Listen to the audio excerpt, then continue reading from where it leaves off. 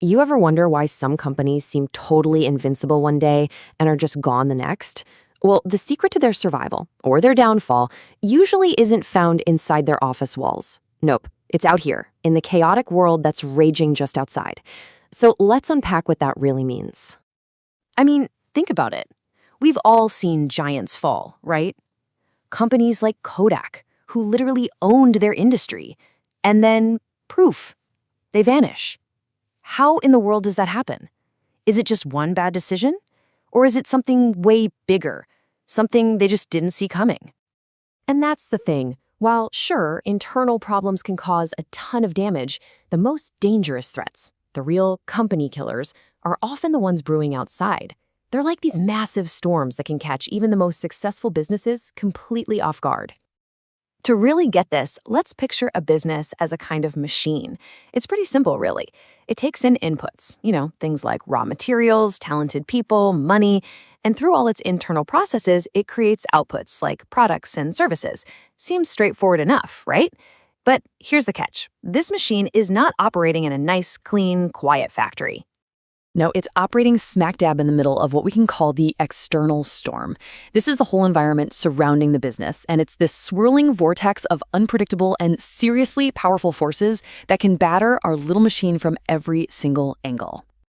And this storm, well, it's made up of all kinds of forces. We're talking about huge shifts in the economy, sudden political shakeups, long-term changes in who we are and where we live, new laws, new taxes, even environmental events.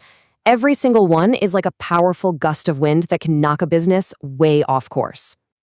Okay, so to make this feel a little less abstract, let's zoom in on just one of those forces.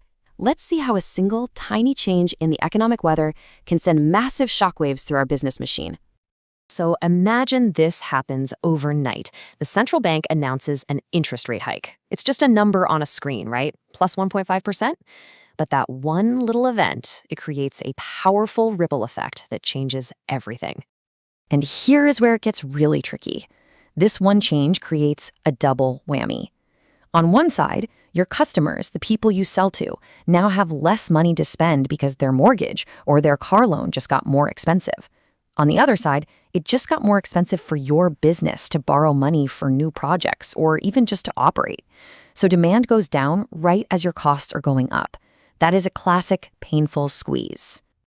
And remember, the economy is just one piece of this storm. Think about political instability, a sudden change in government policy, a new regulation, or tensions between countries can totally disrupt your supply chains or shut down entire markets practically overnight. These are risks that are almost impossible to predict.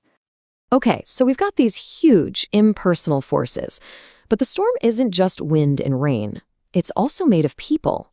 Every single business has a whole cast of characters who are intensely interested in what it's doing. We call them stakeholders.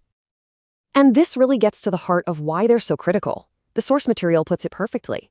If you don't really understand what all these different groups want from you, you can't possibly hope to manage your business effectively. So who are we talking about here? Well, you've got the shareholders who actually own the company, the customers who buy from it, the employees who make it all run, and of course, the regulators and the government who set the rules of the game. Every one of these groups has a stake in the business, and, here's the fun part, their interests are often in direct conflict. Take this classic matchup. Shareholders, the owners, they want a great return on their money. That might mean raising prices or cutting costs to boost profits. But what do customers want? The exact opposite. They want low prices and great quality, and they want to know the company is stable and will be around tomorrow. You can already feel that tension, can't you? So this brings us to this huge, fundamental question at the very heart of running any company. When all these interests clash, who do you prioritize? Whose voice gets to be the loudest? This conflict is actually so common that it has a name, the agency problem. The easiest way to think about it is like this. The managers who run the company day to day might be laser focused on hitting a quarterly sales target so they can get a nice bonus. But the shareholders, the owners, are probably more concerned about whether the company will still be healthy and growing in 10 years. When those two sets of priorities don't line up, you've got a big problem. And when that alignment completely breaks down, when the people in charge stop serving the long-term health of the company and its owners, the results can be, and I mean this literally, catastrophic. Let's look at maybe one of the most infamous examples of all time. In the years leading up to the 2008 global financial crisis, one of the biggest investment banks in the world, Lehman Brothers, was taking on absolutely insane amounts of risk. So you have to ask, where was the board of directors? Where was the oversight? Twice. Let that sink in for a second. Just twice. During the two most critical years before its historic collapse, the board that was responsible for the entire company's future met only 2 times. It is a mind-boggling failure of governance and a perfect tragic example of the agency problem in action. So how do you actually navigate a storm like that? What's the survival guide for a business that's facing all these external threats? Well, it really comes down to 3 key ideas. It really all boils down to a simple 3-step survival guide. First, you have to constantly scan the storm. Always keep your eyes on the horizon for those economic, political, and social risks. Second, you have to know your audience, and that means deeply understanding the competing needs of all your stakeholders. And finally, the real art is to find the balance, to successfully manage and navigate all these competing forces without letting any single one of them capsize the ship. So, at the end of the day, the crucial takeaway is this. Looking outside your own 4 walls isn't just some nice-to-have business school theory. It is the absolute foundation of risk management. It's what separates the companies that survive and thrive from the ones that get washed away by the next big wave. And that leaves us with one last thought. Think about a company you love, or one you follow closely. Using this framework, what external storm, be it economic, political, or demographic, might be gathering on its horizon right now?